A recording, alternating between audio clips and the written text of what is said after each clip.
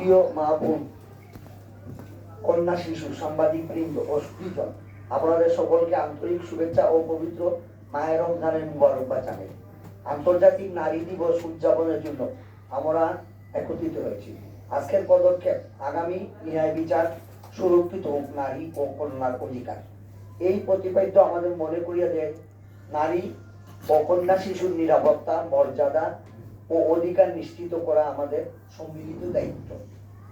বাংলাদেশের উন্নয়ন ও অগ্রগতির প্রতিটি ধাপেই নারীরা গুরুত্বপূর্ণ ভূমিকা পালন করে চলেছেন।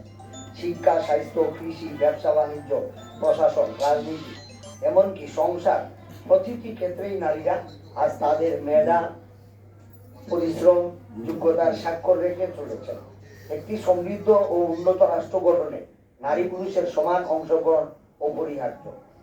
মাননীয় প্রধানমন্ত্রী জনাব তারেক রহমানের সুস্পষ্ট দিক নির্দেশনা রয়েছে নারী ও কন্যা শিশু অধিকার, নিরাপত্তা ও মর্যাদা নিশ্চিত করতে সরকার এবং সমাজকে একযোগে কাজ করতে হবে। নারী শিক্ষার প্রসার, কর্মসংস্থানের সুযোগ বৃদ্ধি, নারীর অর্থনৈতিক ক্ষমতায়ন এবং সহিংসতা ও বৈষম্য রোধে কার্যকর পদক্ষেপ গ্রহণ, এইসব বিষয়কে তিনি বিশেষ গুরুত্ব দিয়েছেন।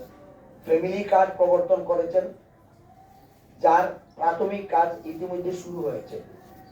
আজকের এই দিবসে আমাদের প্রত্যেককে নতুন করে অঙ্গীকার করতে হবে নারী ও কন্যা শিশুর প্রতি কোনো ধরনের বৈষম্য, সহিংসতা বা অবহেলা আমরা মেনে নেব না।